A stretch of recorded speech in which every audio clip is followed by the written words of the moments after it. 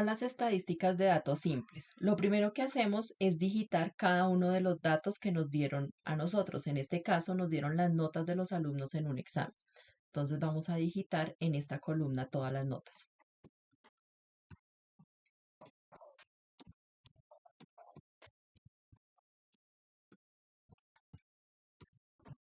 Después de que tenemos todos los datos digitados, en este caso eran 20, verifiquemos, tenemos 20 filas, 20 datos, entonces vamos a ordenar los datos de menor a mayor.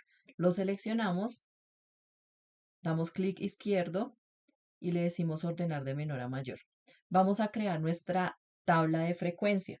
Entonces, en la primera columna vamos a escribir los datos, que son los que llamamos X sub I. ¿Qué datos tenemos?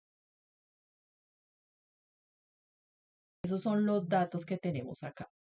Ahora vamos a hallar la frecuencia absoluta. Entonces, F sub I. ¿Qué es la frecuencia absoluta? La cantidad de veces que se repite un dato. Entonces, miramos, ¿cuántos ceros hay? En este caso solamente tenemos 1. ¿Cuántos unos tenemos? Tenemos solamente 1. ¿Cuántos 3 tenemos? Entonces seleccionamos y aquí en la parte de abajo en donde dice recuento nos dice que son 2. Los hubiésemos podido contar, pero mostramos esta opción para cuando son hartos. Aquí, ahora vamos con el 4. ¿Cuántos 4 hay? Entonces nos dice que hay 2.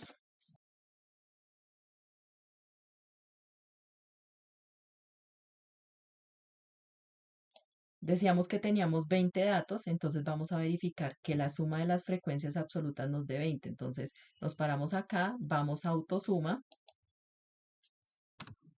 y ahí tenemos. El total de datos es 20, es decir, nuestras frecuencias absolutas quedaron bien.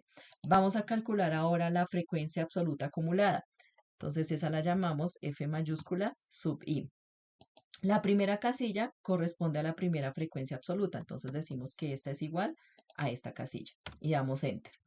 La siguiente va a ser igual a ¿quién? Entonces la frecuencia absoluta acumulada es la frecuencia absoluta acumulada anterior, es decir, esta, más la frecuencia absoluta siguiente, es decir, esta. Tendría que darnos 2, damos Enter.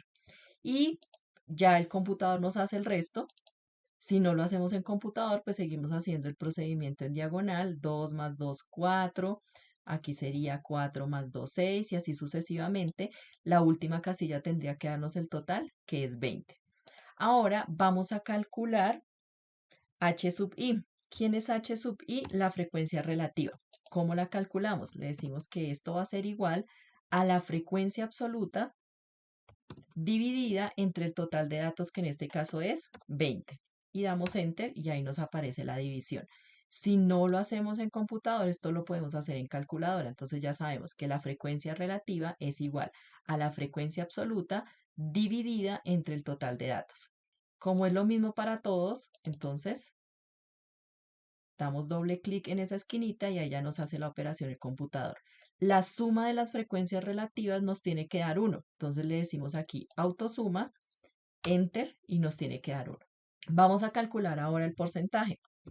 Para calcular el porcentaje, lo que hacemos es tomar la frecuencia relativa y multiplicarla por 100. Damos Enter y ahí nos aparece que el porcentaje de 0 sería 5.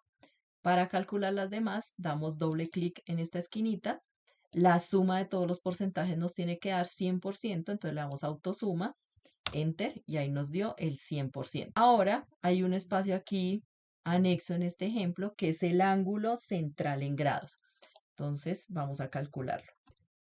Entonces, para calcular este ángulo central en grados, lo que hacemos es tomar el porcentaje, entonces decimos que es igual al porcentaje multiplicado por 3,6. Le damos Enter. Para calcular todos los demás, damos doble clic. La suma de todos los grados nos tiene que dar el círculo completo, que sería 360 grados. Veamos si es así. Vamos a autosuma, le decimos Enter y nos da 360 grados. De aquí es de donde nosotros obtenemos nuestra tabla de frecuencias. Entonces ya la demarcamos, la arreglamos como nosotros queramos.